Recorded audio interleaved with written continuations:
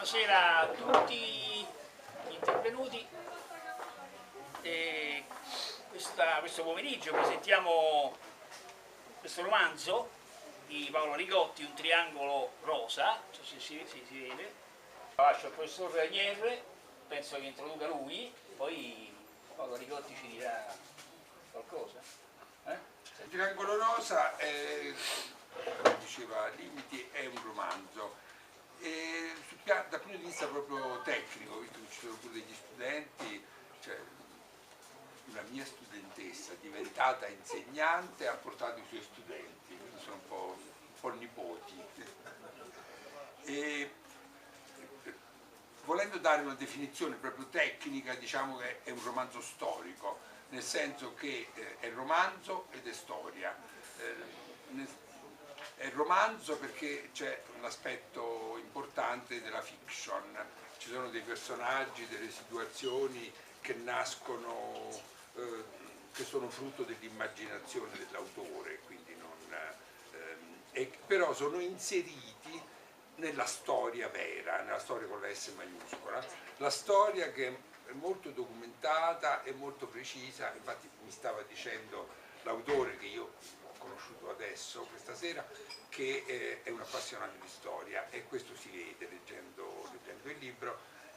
Una storia che parte dagli anni 30 e arriva a praticamente percorre, toccando i momenti più importanti, un po' tutta la storia del Novecento. Quindi c'è il fascismo in Italia, c'è l'ascesa del nazismo in Germania, l'annessione dell'Austria, la costruzione dei campi di concentramento, Dachau, Auschwitz, eccetera, quindi in Polonia, in Cecoslovacchia, l'avvicinamento dell'Italia alla Germania nazista,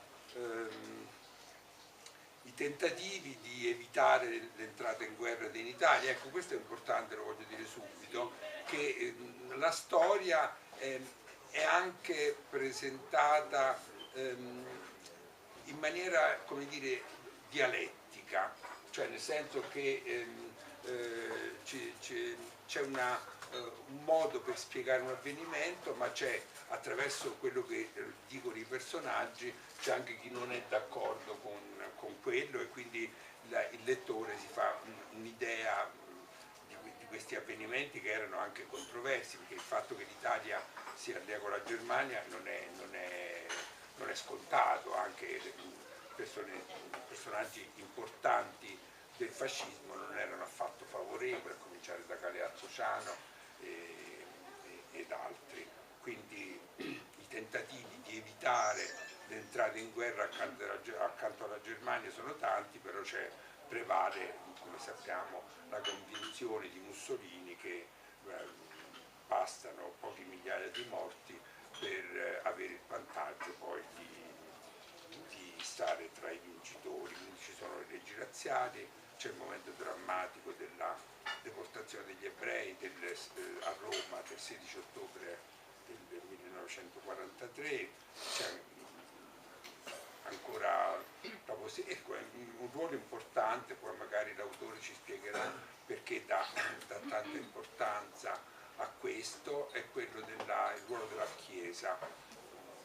Nella fase storica nella quale è ambientato questo libro, praticamente fra il 1933 e il 1945, la storia, a parte questa brevissima introduzione iniziale e questo brevissima epilogo, che sono 2 pagine, si svolge in questi 12 anni che hanno avuto un'influenza assolutamente determinante anche tutta quella che è stata la storia di quello che noi chiamiamo il secondo dopoguerra.